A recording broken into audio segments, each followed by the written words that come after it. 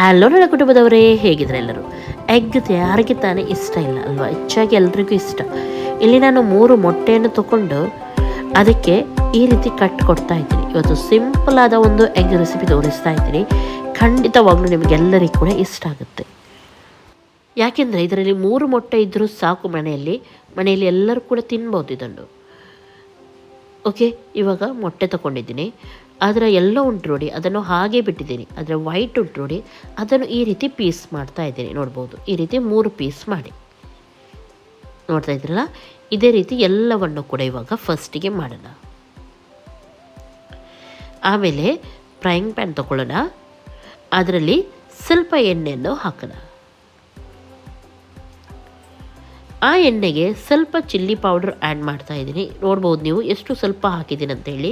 ಅರಿಶಿನ ಪೌಡರ್ ಹಾಗೂ ಸ್ವಲ್ಪ ಉಪ್ಪು, ಇಷ್ಟನ್ನು ಹಾಕಿ ನಾವು ವೈಟ್ ರೆಡಿ ಮಾಡಿದ್ವಿ ನೋಡಿ, ಅದನ್ನು ಮಾತ್ರ ಇದಕ್ಕೆ ಹಾಕಿ ಡೀಪ್ ಫ್ರೈ ಮಾಡ್ತಾ ಇದ್ದೀನಿ. ಒಳ್ಳೆ ಕೆಂಪಾಗೋವರೆಗೂ ಚೆನ್ನಾಗಿ ಇದನ್ನು ಫ್ರೈ ಮಾಡಬೇಕು ನಾವು. ಓಕೆ, ಒಳ್ಳೆ ರೀತಿ ಕೆಂಪಾದಮೇಲೆ ಸಪ್ರೇಟಾಗಿ ಇದನ್ನು ತೆಗೆದು ಇಡ್ತಾ ಇದ್ದೀನಿ ನೋಡಿ, ಹೀಗೆ. ಇವಾಗ ಅದೇ ಎಣ್ಣೆಗೆ ಸ್ವಲ್ಪ ಎಣ್ಣೆಯನ್ನು ಸೇರಿಸಿದ್ದೀನಿ ಹಾಗೂ ಸ್ವಲ್ಪ ಬಡಿಶೇಪ್ ಹಾಕಿದ್ದೀನಿ. ಆಮೇಲೆ 3 ನೀರುಳ್ಳಿಯನ್ನು ಹಾಕಿ ಫ್ರೈ ಮಾಡ್ತಾ ಇದ್ದೀನಿ. ಇಲ್ಲಿ ಮನೆಯಲ್ಲಿ ಮೆಂಬರ್ಸ್ ಜಾಸ್ತಿ ಇದ್ದೀರಾದರೆ 4-5 ನೀರುಳ್ಳಿ ಕೂಡ ನೀವು ಹಾಕ್ಬೋದು. ರುಚಿಗೆ ತಕ್ಕಷ್ಟು ಸ್ವಲ್ಪ ಉಪ್ಪನ್ನು ಇದಕ್ಕೆ ಸೇರಿಸಲ್ಲ. ಉಪ್ಪು ಹಾಕಿದ್ರಿಂದ ನೀರುಳ್ಳಿ ಬೇಗನೆ ಫ್ರೈ ಆಗುತ್ತೆ. ಕೆಂಪಾಗುವವರೆಗೂ ಫ್ರೈ ಮಾಡಿ ನೋಡಿ, ಎಷ್ಟು ಚೆನ್ನಾಗಿ ಬಾಡಿದೆ ನೋಡ್ಬೋದು. ಈ ರೀತಿ ಬರಬೇಕು ನೀರುಳ್ಳಿ.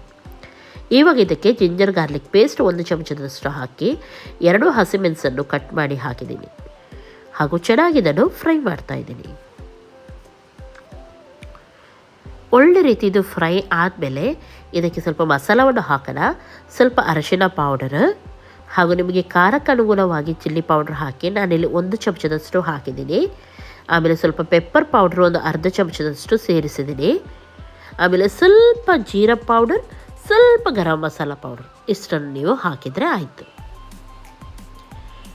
ಸರಿಯಾಗಿ ಇದನ್ನು ಮಿಕ್ಸ್ ಮಾಡಿ. ಇವಾಗ ಇದಕ್ಕೆ ಟೊಮೆಟೊವನ್ನು ಸೇರಿಸೋಣ. ನಾನಿಲ್ಲಿ 2 ಟೊಮೆಟೊವನ್ನು ಹಾಕಿದ್ದೀನಿ. ಆಪ್ಷನಲ್, ನಿಮಗೆ ಟೊಮೆಟೊ ಹಾಕಲಿಕ್ಕೆ ಇಷ್ಟ ಇಲ್ಲದಿದ್ದರೆ ಹಾಕದಿದ್ದರೂ ನಡೆಯುತ್ತೆ ಇದಕ್ಕೆ. ಓಕೆ, ಸರಿಯಾಗಿ ಇದನ್ನು ಮಿಕ್ಸ್ ಮಾಡಿ ನೋಡಿ. ಟೊಮೆಟೊ ಎಲ್ಲ ಚೆನ್ನಾಗಿ ಸಾಫ್ಟ್ ಆಗಿದೆ, ಇದರಲ್ಲಿ ನೋಡಬೇಕು, ಈ ರೀತಿ ಆಗಬೇಕಿದು. ಆಮೇಲೆ ನಾವು ರೆಡಿ ಮಾಡಿಟ್ಟ ಮೊಟ್ಟೆಯನ್ನು ಹಾಕೋಣ. ಸರಿಯಾಗಿ ಇದನ್ನು ಮಿಕ್ಸ್ ಮಾಡಿ ಗ್ಯಾಸನ್ನು ಲೋ ಫ್ಲೇಮಲ್ಲಿ ಇಟ್ಟು ಇವಾಗ ಇದನ್ನು ಸ್ವಲ್ಪ ಹೊತ್ತು ನಾವು ಮುಚ್ಚಿಡಬೇಕು. ಒಳ್ಳೆ ರೀತಿ ಮಸಾಲ ಎಲ್ಲದಕ್ಕೂ ಕೂಡ ಎಳಿಬೇಕಲ್ವ, ಹಾಗಾಗಿ ನೋಡಿ 5 ನಿಮಿಷ ಇದನ್ನು ಲೋ ಫ್ಲೇಮಲ್ಲಿ ಮುಚ್ಚಿಟ್ಟಿದ್ದೆ. ಇವಾಗ ರೆಡಿಯಾಗಿದೆ. ಕೊತ್ತಂಬರಿ ಸೊಪ್ಪನ್ನು ಹಾಕಿ ಗ್ಯಾಸನ್ನು ಆಫ್ ಮಾಡಿ. ಇಷ್ಟೇ ಮಾಡಲಿಕ್ಕಿರೋದು, ತುಂಬ ಚೆನ್ನಾಗಿರುತ್ತೆ. ಜಸ್ಟ್ ನೀವು ಒಮ್ಮೆ ಇದನ್ನು ಟ್ರೈ ಮಾಡಿ. ಇವತ್ತಿನ ಈ ರೆಸಿಪಿ ಇಷ್ಟ ಆಯ್ತಂತಾದರೆ ಲೈಕ್ ಮಾಡಿ, ಶೇರ್ ಮಾಡಿ ಹಾಗೂ ಸಬ್ಸ್ಕ್ರೈಬ್ ಮಾಡಿ. ನೋಡಿ ಎಷ್ಟು ಸಿಂಪಲ್ ಹಾಗೂ ತುಂಬ ಟೇಸ್ಟ್ ಆಗುತ್ತೆ. ನೋಡಿ ಎಷ್ಟು ಚೆನ್ನಾಗಿ ಬಂದಿದೆ ಅಂತೇಳಿ. ಓಕೆ, ಇನ್ನು ನಾಳೆ ಸಿಗ್ತೀನಿ ಒಳ್ಳೆ ರೆಸಿಪಿಯೊಂದಿಗೆ. ಅಷ್ಟರವರೆಗೂ ನಿಮಗೆಲ್ಲರಿಗೂ ಟೇಕ್ ಕೇರ್. ಬಾಯ್ ಬಾಯ್.